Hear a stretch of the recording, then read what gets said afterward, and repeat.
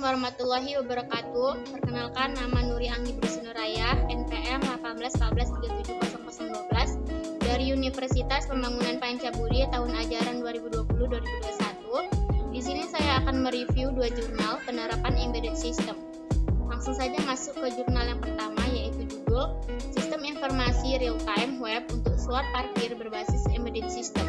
Jurnal IKRA ITH Informatika, volume 3 halaman 3338, tahun Juli 2019, penulis Muhammad Akbar Suwatrijura, reviewer Nuri Anggi Brusinuraya 1814370012, tanggal 17 Desember 2021. Tujuan penelitian. Penelitian ini fokus dalam merancang dan membangun sistem informasi ketersediaan parkir yang terintegrasi dalam jaringan. Masukan dari input berupa sensor akan dikelola oleh sistem di mana dalam hal ini adalah berupa Arduino dan piranti komunikasi datanya berupa Arduino Ethernet Cell. Hasil penelitian, setelah dilakukan pemasangan dan uji coba infrastruktur sensor hingga perangkat komunikasi data, maka sistem mampu menghasilkan informasi akurat terkait sistem informasi kondisi slot parkir, menampilkan keterangan free yang artinya tidak ada kendaraan mobil yang mengisi slot tersebut. Kondisi-kondisi tersebut didapatkan dari masukan sensor yang kemudian diolah ke nilai biner oleh pemproses Arduino. Setelahnya, nilai akan dikirim ke database, dan database tersebut di-load pada web dengan menghasilkan nilai 0 keterangan free dan nilai 1 keterangan in usage.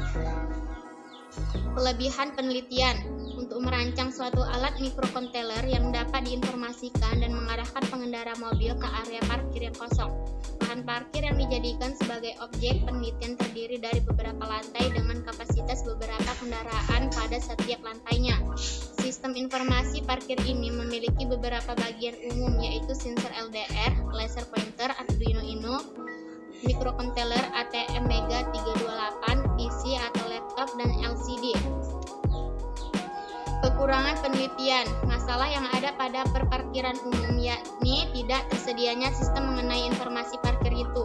Tanpa adanya sistem informasi tersebut, para pengguna akan kesulitan untuk mencari atau mengetahui zona parkir yang kosong, apalagi jika area parkir dalam keadaan padat.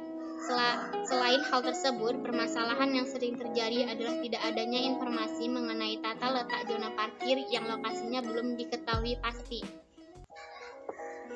Kesimpulan, setelah melakukan penelitian dari masukan sampai dengan keluaran, maka dapat ditarik kesimpulannya ini, sensor cahaya yang menjadi masukan utama pada penelitian ini mampu mendeteksi dengan baik ada tidak adanya kendaraan yang menghalangi dari cahaya.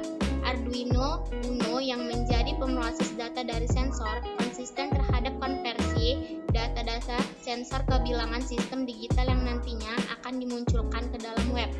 Begitupun dengan perangkat komunikasi data Arduino Ethernet Cell dianggap berhasil dalam mengirimkan paket-paket data hasil konversi masukan sensor melalui protokol HTTP menjadi database. Langsung saja masuk ke jurnal yang kedua, yaitu judul Penerapan Sistem Tanam untuk Monitoring Kandang Ayam Broiler.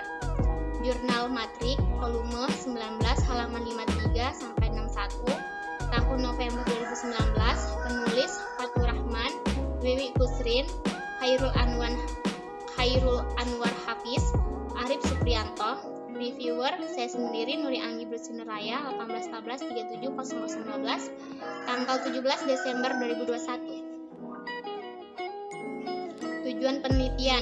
Pada penelitian ini, penulis merancang dan membuat sistem tertanam yang mempunyai tugas untuk merekam suhu, kelembaban udara dan informasi kadar amonia secara real time dan rutin setiap hari. Kemudian dilanjutkan ke PPL. Data dikirim ke PPL melalui pesan singkat atau SMS. Selain dikirim secara rutin, data juga dikirim jika lingkungan kandang pada kondisi tertentu sesuai standar. Kemudian data bisa lebih efektif dan pengolahannya bisa lebih bervariatif jika menggunakan jaringan internet, seperti penelitian yang sudah dilakukan. Hasil penelitian. Sistem tertanam dibuat menggunakan rangkaian komponen perangkat keras. Sensor DHT11 digunakan untuk merekam suhu dan kelembaban udara. Sensor MQ135 untuk merekam kadar amonia. Konektivitas menggunakan modul modul GSM SIM 800L, pengaturan waktu pengiriman hasil rekaman data menggunakan RTC. Perangkat keras yang memproses komponen-komponen di atas adalah Arduino Uno.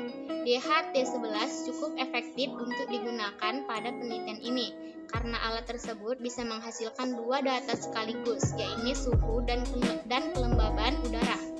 Kelebihan penelitian: sensor suhu udara berhasil merekam data yang tidak jauh, berbeda dengan alat konvensional. Terdapat beberapa sebesar 0,22 Celcius. Perbedaan ini tidak begitu signifikan, sehingga dapat disimpulkan bahwa sensor bisa diimplementasikan pada penelitian ini.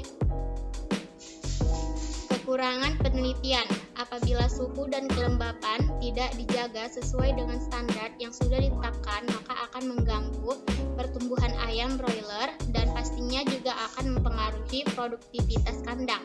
Jadi kondisi lingkungan tidak boleh terlalu dingin atau terlalu panas, dan tidak boleh terlalu lembab atau terlalu kering.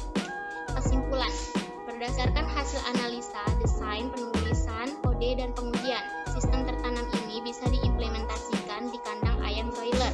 Manfaat yang bisa dirasakan adalah monitoring kondisi lingkungan kandang ayam broiler, terutama untuk suhu, kelembaban udara, dan amonia bisa dilakukan dengan lebih cepat dan mudah walaupun lokasi kandang berada jauh dari perkotaan dan permukiman warga serta tersebar di lokasi yang berbeda. Pemilihan sensor bisa dikatakan cukup efektif karena hanya dengan DHT11 dan MQ135, sistem bisa menghasilkan 3 jenis data. Selain itu, rekaman data dari sensor sudah diujikan dengan cara membandingkannya dengan alat konvensional. Hasil pengujian sensor menunjukkan perbedaan yang tidak signifikan sehingga sensor bisa digunakan pada penelitian ini.